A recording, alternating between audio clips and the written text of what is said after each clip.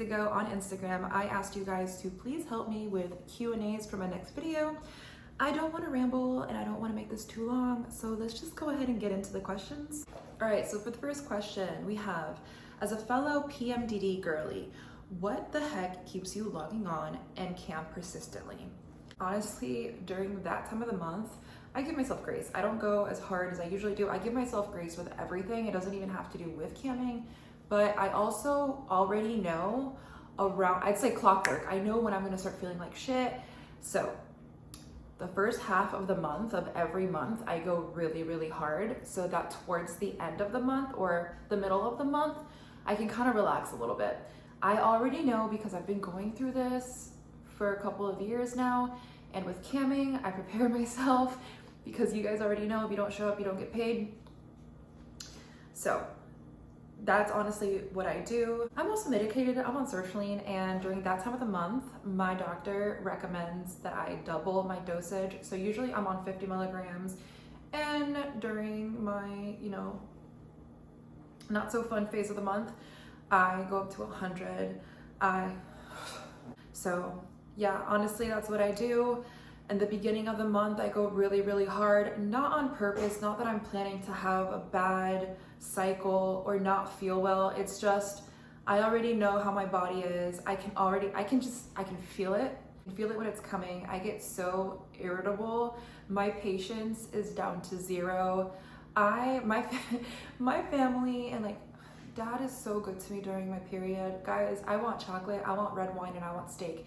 And I'm gonna have it. Every time I start getting cravings for chocolate, like sweets, I don't really have a sweet tooth, but during my period, yeah, I want dark chocolate, I want steak, I want wine, and I just give myself the opportunity. But the question is how it is that I continue to show up persistently with the PMDD. If I'm not feeling good, for real, I will just take off. I honestly have a really good little group of guys that have been coming back to see me for well over a year now, and I talk to almost on a daily basis, and I will just tell them like, I'm not feeling good, I'm on my period. And actually last month, somebody sent me some money so that I can get desserts and drinks after my dinner so that I can relax, and just babying me while I'm on my period. With the PMDD, I know sometimes for me, I can slip into a depression if I'm not careful. I really think that my body and my mind and my soul needs to rest around that time of the month, and I don't push myself too hard. I really do make sure that most of my money goal is met the first 2 weeks of the month. So I hope that answers your question. If I'm having a depressive episode, if I'm not feeling well, honestly, I'll just take off. And if I do show up and I'm still feeling kind of down, I'm just honest to the people that I'm close to online, and they're usually pretty nice and understanding. All right, so the next question is, how do you deal with being a mom and a sex worker, like judgment and caring what others think? I have to be really honest. I am very, very, very lucky that I have a very supportive group of friends and family. I don't get shat on. I know that it is something that happens commonly to us. Usually when I get hate is from people that don't know me personally. And I think I have talked about this before in the past with my kids and the friend groups, because eventually like they start socializing and stuff like that. I am a very honest person. I don't wait too long before I reveal to the parents, friends and stuff what it is that I do for a living. I have had nothing but good feedback. In fact, I feel like when I tell them, they start to feel more comfortable with me. They appreciate my honesty, and then they end up opening up and telling me about their personal things, and it's almost like a bonding experience. I want to throw this in there, and I hope it doesn't come off arrogant or anything like that, but I am somebody that in my personal life, I do not dress provocatively. I do carry myself and treat others with a lot of respect. I'm a very, very family-oriented person. I spend so much time with my family. My family is number one. I know that people have gossiped about me behind my back. It ends up getting back to me. It doesn't really bother me that much. I have to be completely honest. I think that if you're not gonna like me because of what I do for work, how do I deal with the judgment? I just don't. I really focus on the people that do love and respect me. So I don't know how to answer this. How do I not give a shit about what other people think? Because I value my opinion of myself more than I value anybody else's opinion, to the point where it's like, oh my goodness. How do I say this? I'm trying to articulate this, but the words are not coming out right. I only care about what I think about myself, right? So I like myself, I'm confident with myself, and I feel like I treat myself and other people with respect. If you don't like me because of what I do for work, then just, I don't deal with it. I do not deal with it. But then again, I know that it could be more difficult if it was like a family member or like a best friend, or you know what I'm saying? That would make sense, but I'm lucky enough that I don't have to deal with that. I have very supportive friends and families. They're very intrigued. They ask me bunches of questions. If I'm streaming, I even get asked at the end of the day, oh, how was work? And I'm very lucky. I have to say that I'm very lucky, but maybe the reason why this happens is because I don't care. I was actually hanging out with my friend a couple nights ago, my childhood best friend. And she said, you know, sometimes I'm jealous of you because I just look at you and you just don't care what people think. And my sister actually brought that up a couple weeks ago as well. And I had never really thought about it until it's been brought up. But I don't know why I'm like this. I don't know why. The majority of hate that I get is honestly on the internet from people that I don't know. And if they do know me, they're just like trolls. I don't know, they're hiding behind a keyboard or something, so I don't care. And if somebody has a change of heart about me that does know me, I still don't care. I still think this might be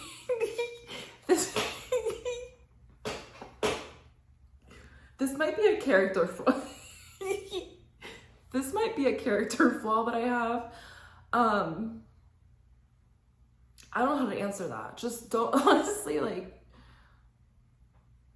don't deal with it. Just focus on yourself and look for people that I have no advice, man. Just who gives a shit, you know?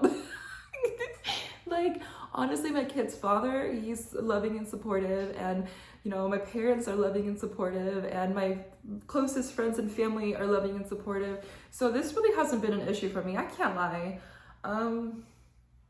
Yeah, I'm so sorry. That's the best way I can answer that one. So I did a really awful job at answering that question. I'm so sorry. Okay, so the third question is, do you consider yourself bisexual? Actually, I consider myself, I think there's so many terms nowadays. I consider myself pansexual. I like, it's actually funny for me to say that I like everybody, because there's a lot of people that I don't like. But if I like a person, I like them no matter what their genitals are. Honestly, I've gotten so much shit about this my entire life, but I do not care what, not only do I not care what your genitals look like, if I like you, I like you. I do not care. Ew, why am I getting emotional? I don't care what you look like, all right? Obviously, I have a preference. If I'm gonna be honest, I love women. I think they're so beautiful. I just love girls. I love I love hyper feminine women. That is like my kryptonite. But in general, overall, if you're asking me about my sexuality, I don't care. Bisexual, yes, but you can also be a trans person, and I'm also okay with that. Not only do I not care about people's genitals, but in general, I don't care what a person looks like. And I've dated people that are not society's standard of attractive, and I get very weird comments, and I actually don't understand how people are comfortable making these stupid comments. And then they act like I'm the fucking weird one because I like people for who they are. But in general, yes, bisexual, more pansexual, but on the spectrum of, is there a spectrum for bisexual? I don't know. I would be more gay, to be honest with you guys. I go towards the ladies a lot more, but I would never not date somebody because they're not tall or fit or just whatever. Do you know what I'm saying? So when it comes to my sexuality and my type, I don't have a type. If I like you no matter what. I like you no matter what you look like. Obviously, I do have standards like hygiene, cleanliness, and like, I don't know, taking care of your teeth and cleaning under your fingernails and stuff like that is what I really care about, and us having a connection. But yeah, so I don't know why so many people find that to be so weird, or why sometimes they're shocked about, you know, the people that I've dated or the people that I do have interest in. I actually find that so fucking rude and weird. Of course, I can recognize when a person is beautiful and attractive, but just because you are attractive doesn't automatically mean that I'm going to be attracted to you. And it's, I don't fucking know how else. Yeah, to me that makes, like, in my mind that makes perfect sense, but to some other people it doesn't. So yeah, I also have like a lot of friends that are single and a lot of family members that are single, and they'll be like, oh, look at this person, like, look, I'm dating, and like just trophying a person around for what they look, I think is like the wackest flex ever. Like, I'm so fucking sorry. Yeah, and I have been with beautiful people, society's standard of beautiful people. I've been with both. Obviously, I'm not like, if you're gorgeous, I don't want to be involved with you, but I'm just saying, like, in general, when it comes to my sexuality and my preference, I do not care if you have a penis or a vagina. I do not care if you used to have a penis or a vagina. I don't care if you are overweight, and I also don't care if you're underweight, and I don't care if you're short. I do care. I do care that you have a good job and you're not lazy and you're an honest person and that you love and respect me. So, but yeah, overall, I really, really, really like girls, and I would consider myself more gay than anything else. Going soon. Okay, next question. Do you have issues with stalkers or people trying to find you based on your content? I had a little situation there when I first started streaming, and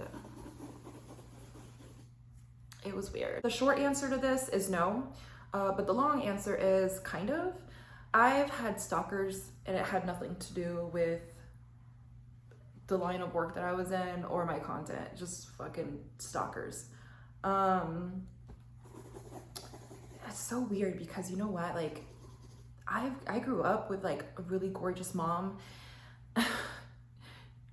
Seriously, gorgeous, looks like a supermodel, and her having stalkers, and so it's just like real stalkers, and then just like growing up and experiencing that thing as well. But no, the short answer to that is no. I did have a situation when I first started streaming of somebody that was coming into MFC. Fucking CJ's probably watching this shit right now, and I kind of nipped it in the ass. Like, I just told him, like, listen, like, stop fucking with me, like, leave me the fuck alone. He was kind of threatening me on my lives. He kept sending me these like YouTube videos. You know what, I'm gonna insert a clip.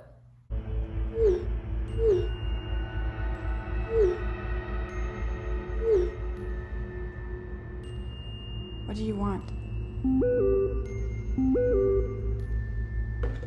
Okay, you've had your fun. You can stop now. Everybody, just stop. You are. I'm at home. Is there someone in your home? No, I was just doing a live stream, and... Are you sure? What? Are you sure there's no one in your home? Leave me alone!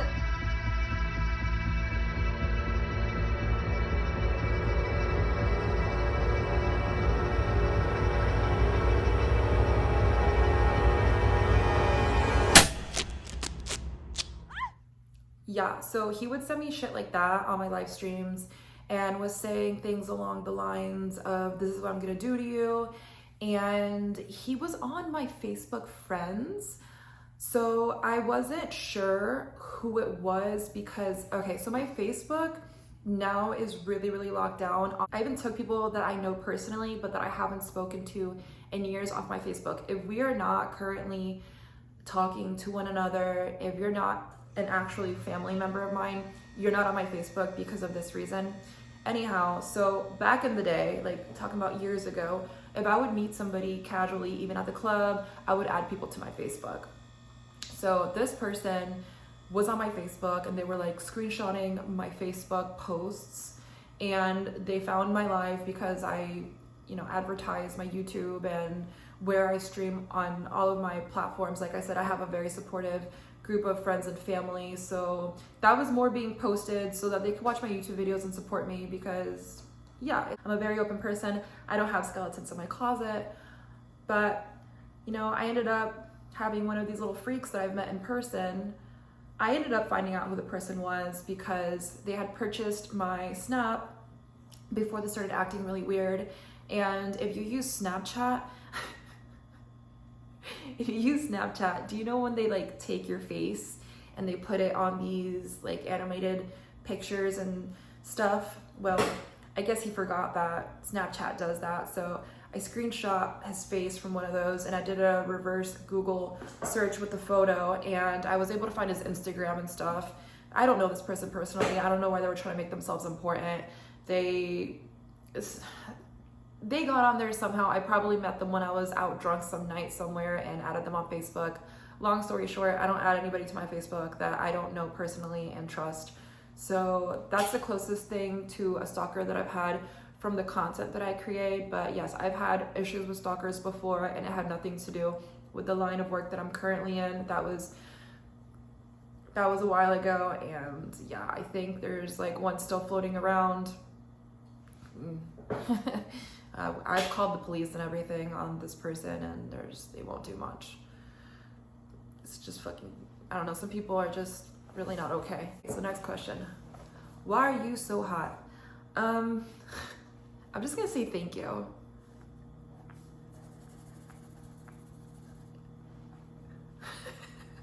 Thank you. Okay, next question. Best gift from a regular that you received at any club you worked at?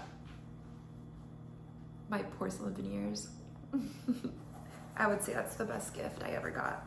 Okay, how did you first make the decision to do sex work on the internet, your channel? Okay, so I think that they mean how did I decide to turn my channel into what it is now. When I first started my YouTube channel, it was on self-improvement and manifestation. Nobody cared. Like, nobody cared what I was posting about at all, even though that's something that I love so much, is like the metaphysics stuff, Neville Goddard. I like to read lots of self-improvement books and stuff like that. But anyhow, I was dancing at the time and I was watching a lot of stripper vlogs, and this was before like everybody popped up with stripper vlogs, and I just decided, like, I think I just want to do that. I think I want to do vlogs. I thought it would be easy because it's just me showing up as myself. And yeah, my first stripper vlog did pretty good, and I just continued to do that because it just seemed like that's what the audience wanted to watch, and you guys seem pretty interested in this stuff, so why not share my perspective of it and also connect with people that are in the same line of work as me, which has actually been really therapeutic. I've come in contact with a lot of people that do the same thing that I do, that I wouldn't have met if I weren't making these videos. So that's how I made that decision. What was your dream job growing up? What did you imagine doing as an adult? This was kind of messed up. I wanted to be a stripper and a famous corn star. I did also want to be a singer at one point. I basically just wanted to be famous. And when I was 12, my parents found my journal where I was saying that I wanted to be a dancer and I wanted to be in Playboy. Fucking 34 years old with Playboy shit on YouTube. My parents, they were, that was a really awkward conversation. They went through my journal. What was the reason for that?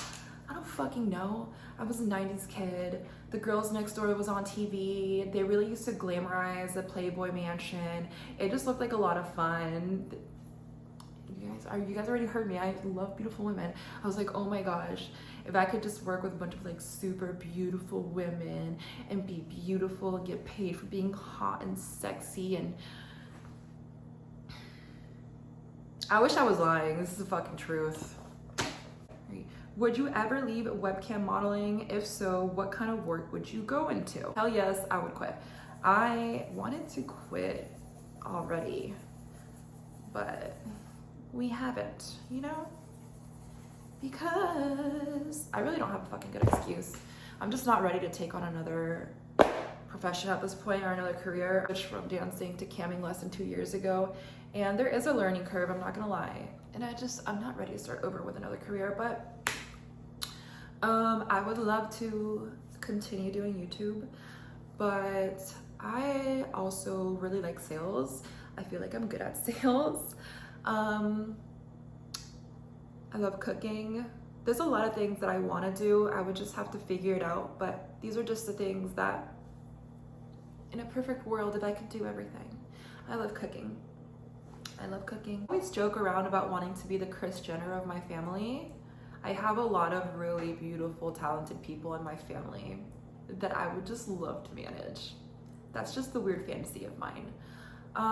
It's probably gonna end up being sales, I think. Sales, maybe like digital marketing, something along those lines. I do love cooking. I have worked in a kitchen before. It was one of my favorite jobs. I still think about it a lot. Just the pay wasn't good. It's one of those things where you kind of have to work your way up. And at the time, I just could not afford to do that. I had to, I mean, I could have, honestly, but it just seemed really selfish to spend all that time working, not spending enough time with my family, and then making what I made as a dancer. I was making what I made in a week there in one night as a dancer, so I went back home. I put my high heels back on, and happily so, because when I went back to dancing, I did really, really good. I left with a bang. Okay. Next question. What did you enjoy the most about stripping or webcamming? To be honest with you guys, I love being a dancer. I loved it for so many years. I did get burned out, obviously, because I quit. I became part of my body and the late nights and all that jazz, but I loved the outfits. I loved dancing. I loved being on stage. I loved being around other women that were like me. I loved being in an environment where everybody was just open and not really wearing a mask. I really just liked going into work and seeing the faces that I had been seeing for so many years, and it just feeling so comfortable, it just feeling like home. I even liked it when there was drama. It was exciting. It was also very draining. I liked the money. It was such good money. I liked looking at myself in the mirror. I felt so hot.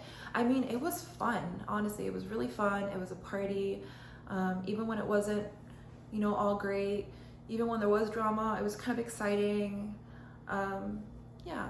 And when it comes to what I like about webcamming, I like when I make clients that are so close to me that they feel like friendships, and work doesn't feel like work. I also really do like taking photographs to create content. I think it's kind of fun, and the outfits and getting to kind of run my own business. There's no kind of about it. Like I literally do have like my own business. I am my business, and having my own twist on things and nobody telling me what to do, that's pretty nice. So yeah. Was there a specific reason you became a stripper or a cam girl? As I said earlier, I wanted to be a dancer. I wanted to be a dancer. And I remember moving out of my parents' house. I was a secretary at the time. I was 18, and I got into my own place and I had a car, and the first thing I did was go get a job as a dancer. I couldn't wait. I was so excited. I felt really lucky, and I still do feel like I was really lucky. I worked at Rachel's in Castleberry here in Florida, and it was one of the best experiences ever. Like, I have to tell you guys the truth. It was great.